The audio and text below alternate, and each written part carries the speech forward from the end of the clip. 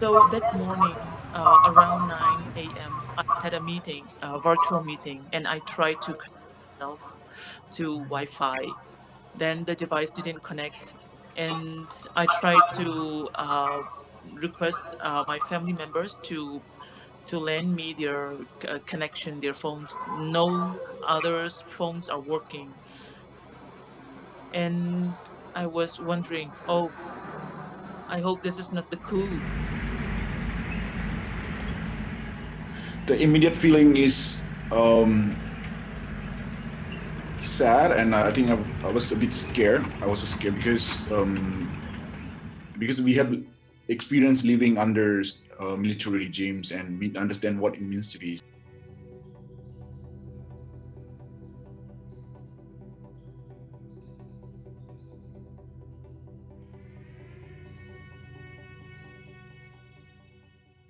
Military in power, actually, this is not something new that we are facing.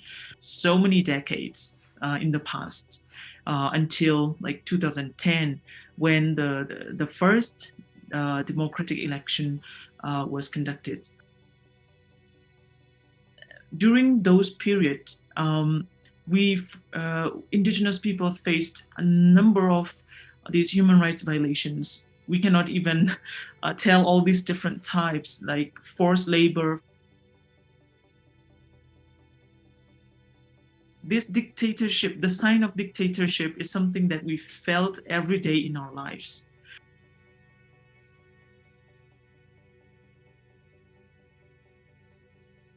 And for the past 10 years, people, including myself, we felt liberated.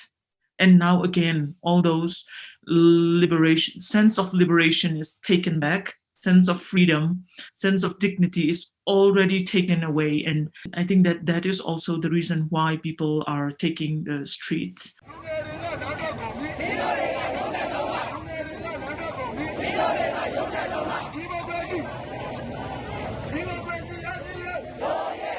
People started to protest on the street, and governments, civil servants stopped going to the offices.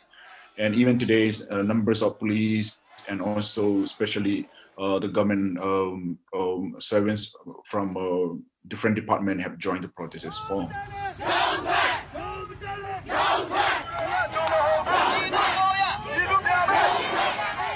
Today, we are already 16 indigenous groups coming together to agree to do a protest.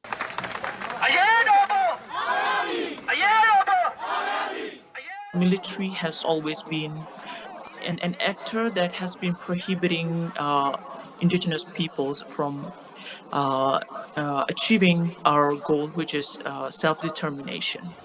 Under 2008 Constitution, which is the existing constitution, indigenous peoples, ethnic nationalities, we are not really, there is no guarantee for equality.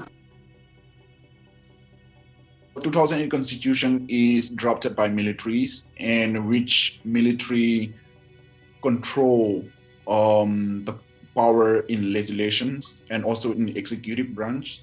25% of the members of parliament is taken by the military.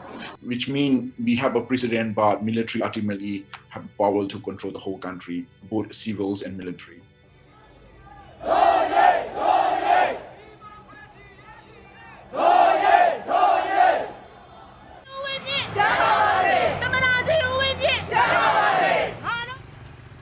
So this can also be an opportunity for us to really abolish the 2008 Constitution and to move towards a more inclusive and more practical constitution that can that can guarantee us self-determination and equality for indigenous people.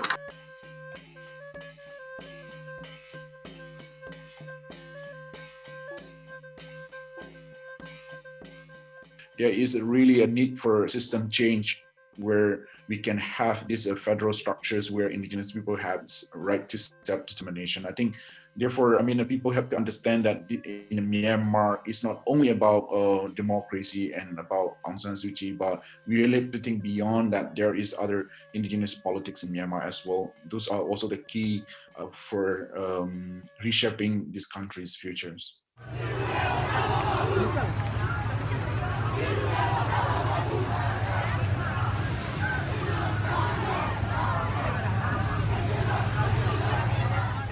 International community can respond in many different ways, but first of all is to condemn the coup. I think that is one areas where international community can give a pressure to Myanmar. Many of the countries already started doing, like condemning the military coup and then giving pressures. And we are hearing that targeted sanctions to the military-related businesses are also coming. A targeted economic sanction is one that international community can do, but we really have to be careful because in the past those sanctions did not impact on the military, but mostly it impact largely on the people itself. So I think we really have to be careful on that. And third, I think international community have to also work with different political activists and also civil societies who are doing campaign around these times to support their movements and also to provide some protection and security in the futures, because military have started to crack down on activists. I think we need a huge support for this, the UN's mechanism on R2P.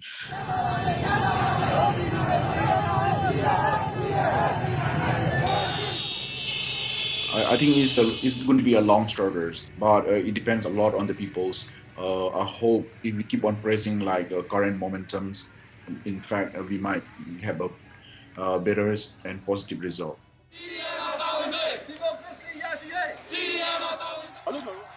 We are seeing many youths, the majority of the people who are engaged in the whole movement, in the protests, and you won't see leaders here. So it's like a real sort of people's movement, which really makes me feel like optimistic and hopeful. These are the especially young generation that who came out on the street, and really, this is clear message that this generation we do not want to go back to that dark day again.